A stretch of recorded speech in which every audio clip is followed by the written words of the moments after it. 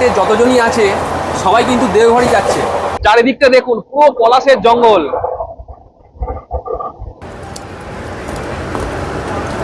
পুরোতে আলু ছাড়া কিচ্ছু নেই।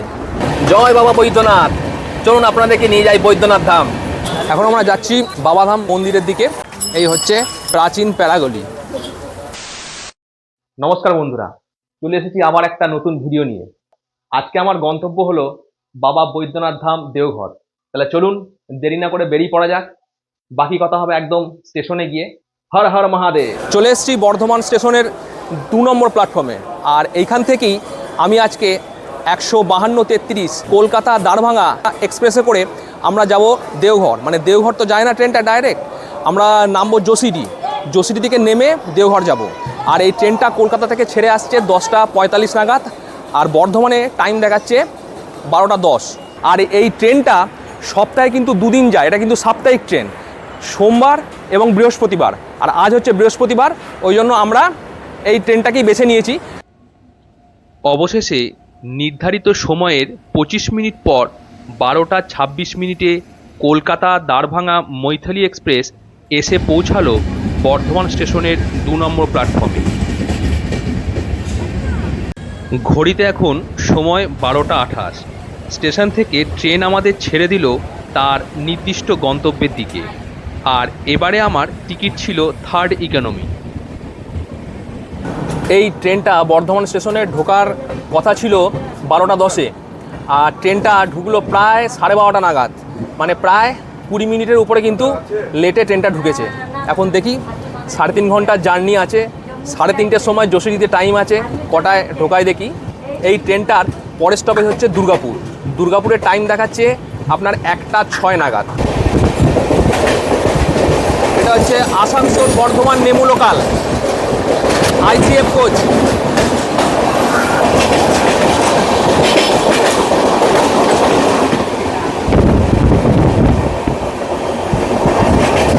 এই 152-33 এই ট্রেনটা সপ্তাহে কিন্তু 2 দিন কলকাতা থেকে ছেড়ে দারভাঙা যাচ্ছে, সপ্তাহে 2 দিনে। আর এটার টাইমটা তো আমি বলে দিয়েছি আগে। তো এই ট্রেনটাতে টোটাল যে কামরা আছে তার মধ্যে 4টে জেনারেল আছে, এছাড়া থার্ড এসি আছে 3টে, সেকেন্ড এসি 2টো, স্লিপার আছে 6টা, আর ফার্স্ট এসি 1টা। এছাড়াও আমরা কিন্তু কেটেছি M1 অর্থাৎ থার্ড ইকোনমি কিন্তু 4টে কামরা আছে। এই হচ্ছে আমাদের থার্ড ইকোনমি। দেখুন, থার্ড ইকোনমি বরাবরই যেটা হয় স্পেস একটু ছোট, মানে এই সিটের গ্যাপ দুটো কিন্তু একটু ছোট হয়।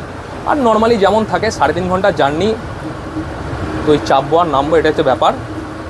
তো মোটামুটি যেগুলো দেয় সেগুলো সবই দিয়েছে, মানে চার্জিং পয়েন্ট সবই আছে দেখুন, প্লাস রিডিং লাইট আছে দেখুন। ওই যে হ্যালো, হচ্ছে বোতল হোল্ডার, বোতল রাখা যায় এখানটা। আর এইখানটা দেখুন কি সুন্দর ছোট্ট একটা মিনি এসি ইয়েটা করা আছে, এখান থেকে হাওয়াটা বেরোচ্ছে। বাহ, বেশ ভালো সিস্টেম করেছে কম্পার্টমেন্টটা। এই দিকটাও আছে দেখুন। এই হলো থার্ড ইকোনমি।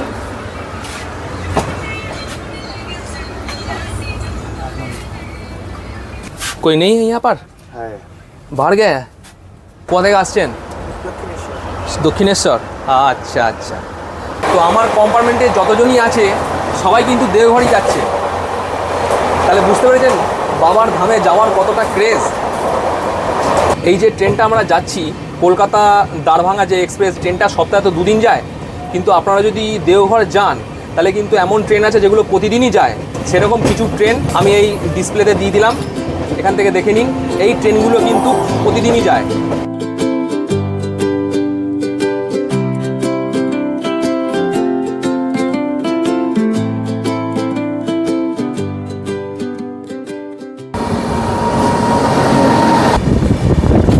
এখন আমরা পার করছি খানা জংশন।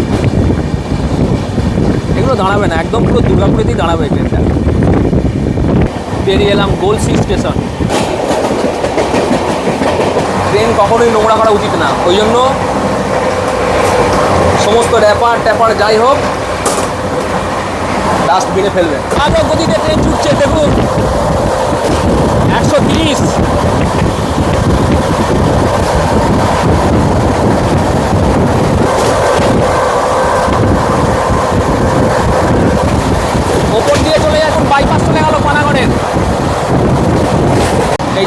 স্টেশন পড়েছে রাজবাঁধ, আর এরপরেই হলো কিন্তু দুর্গাপুর।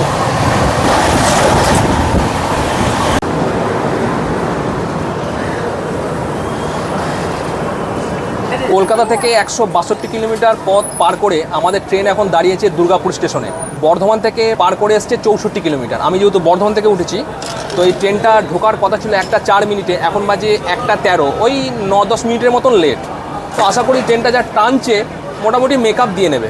এর পরের স্টপেজই হচ্ছে আসানসোল। 4 ঘন্টার জার্নিতে আমরা 2 ঘন্টা পার করে দিয়েছি, আর 2 ঘন্টা আছে, তারপরেই আমরা নেমে যাব যশোরিতে। এই ছেড়ে দিল দুর্গাপুর। ছোটোবেলা থেকে এই ধুলোবালি পাহাড়টা দেখি, এটা কিসের পাহাড় আমি জানি না, যদি কেউ জানেন একটু কমেন্ট করে জানাবেন। তখন আমার বাবা এখানে সার্ভিস করতে আসানসোলে, এই পথ ধরেই তখন যেতাম।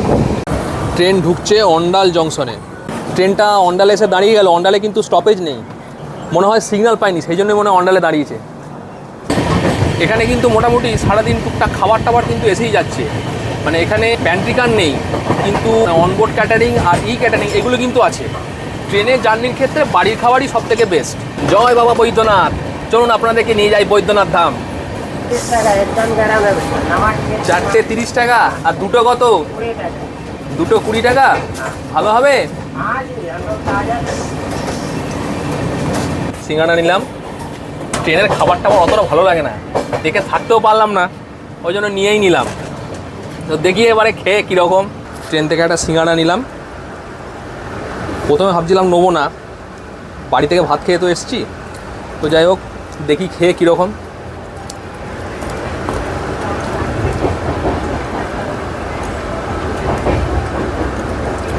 পুরোতে আলু ছাড়া কিচ্ছু নেই, আমাদের সিঙ্গাড়ার মতন কখনোই নয়। কি বলবো, পুরটা দেখুন, শুধু আলু, মানে মশলা বলতে কিচ্ছু নয়, মানে আলুর সেদ্ধটাকে ভেতরে ঢুকিয়ে এই সিঙ্গাড়াটা বানিয়েছে। 204 কিলোমিটার পার করে আমাদের ট্রেন এসে দাঁড়িয়েছে আসানসোল জংশনে। এটা ঢোকার কথা ছিল 1:54 মিনিটে, আর এখন বাজে প্রায় 2:30, মানে প্রায় আধ ঘন্টার মতন লেট। এখানে ট্রেনটা মোটামুটি মিনিট 5-এর মতন দাঁড়াবে। ঘড়িতে এখন 2:30 বাজে, ট্রেন আমাদের ছেড়ে দিল। আর এর পরেই হচ্ছে একদম যশোরি। তো এই হলো আসানসোল জংশন।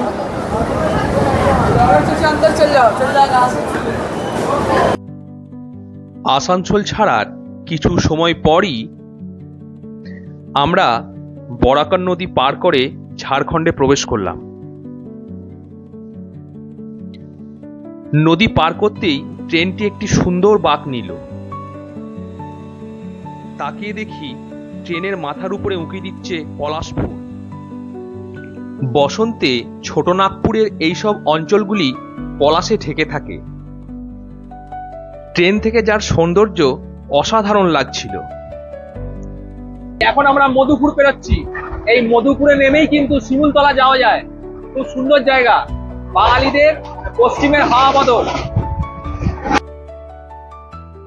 হাওড়া থেকে 315 কিলোমিটার পার করে, আর বর্ধমান থেকে 215 কিলোমিটার পার করে আমাদের ট্রেন এসে পৌঁছালো যশোরি জংশন। এই ট্রেনটা আসার কথা ছিল 2:28 মিনিটে, আর এখন বাজে প্রায় 4টে, মোটামুটি আধ ঘন্টা মতন লেট। তো যাই হোক, ট্রেনটা মোটামুটি ভালোই টেনেছে, আধ ঘন্টা মতন লেট, আর কি করা যাবে। তো এবার আমরা যশোরি স্টেশনের 2 নম্বর প্ল্যাটফর্মে এসে দাঁড়িয়েছি। এই যে 2 নম্বর প্ল্যাটফর্ম, এখান থেকে বাইরে গিয়ে দেখি অটো অথবা টোটো করে এখান থেকে আমরা দেওঘর যাব। তো আপনারা যদি হাওড়া, শিয়ালদা অথবা কলকাতা থেকে আপনারা যদি দেওঘর আসতে চান, তাহলে কিন্তু আপনাদের প্রথমে এই যশোরি স্টেশনই আসতে হবে। এই যশোরিতে নেমেই কিন্তু আপনাদের দেওঘর যেতে হবে। আমরা এই যশোরি স্টেশনের বাইরে এসে দাঁড়ালাম।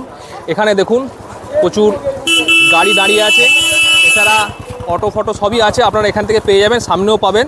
তো আমি এই অটোটা ঠিক করেছি। এই দাদা আমার কাছ থেকে 130 টাকা নেবে বলেছে। একদম হোটেল আমাদের করা নেই, একটা হোটেল সন্ধান একটা পেয়েছি, তো সেখানে আমরা যাব। তো উনি 130 টাকা নেবে বলেছেন। তো এখান থেকে আপনারা কিন্তু অটো এখান থেকে রিজার্ভ করতে পারেন, প্লাস শেয়ারেও কিন্তু যেতে পারেন।